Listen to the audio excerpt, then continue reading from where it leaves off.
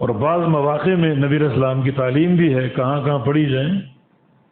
کہ عبداللہ بن حبیب نبی علیہ السلام کے صحابی، عشاء کا وقت تھا اور رات اندھیری تھی اور بارش والی تھی، بارش برس رہی تھی اور بہت ہی اندھیرا پھیلا ہوا تھا اور عشاء کا وقت ہو چکا تھا اور نبی علیہ السلام تشریف نہیں لائے تھے.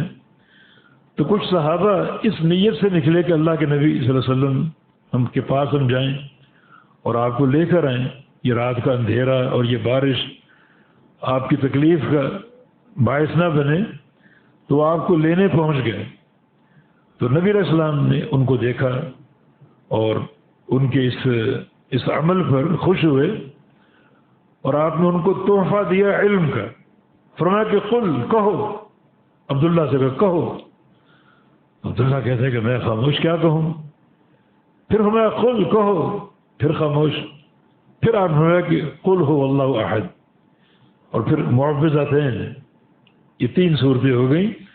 میں یہ پڑھو، یہ پڑھا کرو. حین تمسی وحین تصبح 3 مرات، 3 بار صبح کو اور 3 بار شام کو پڑھا کرو.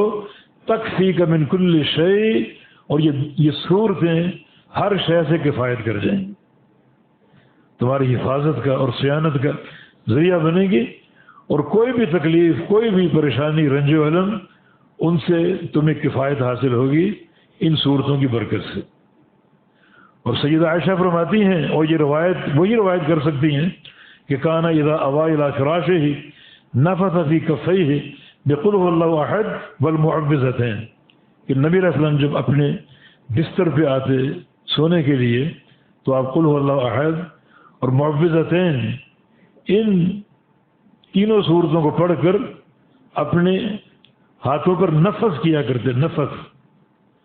نفث کا معنی تھتکارنا، ایسا تھتکارنا کہ لعاب کے ان کچھ ذرات منہ سے خارج ہوں. 3 چیزیں، ایک نفخ، ایک نفث اور ایک تفل. نفخ کا معنی پھونک مارنا اور نفث کا معنی تھتکارنا، جس سے کچھ ذرات لعاب کے خارج ہوں. اور تفل کا معنی لعاب خارج کرنا، تھوکنا. تو نبی علیہ السلام نفس فرمایا کرتے یہ 3 صورتیں پڑھ کر 3 بار، اور اپنے چہرے پر اور جہاں تک جسم میں ہاتھ پہنچتا وہاں تک اپنا ہاتھ مبارک آپ پھیرا کرتے تھے.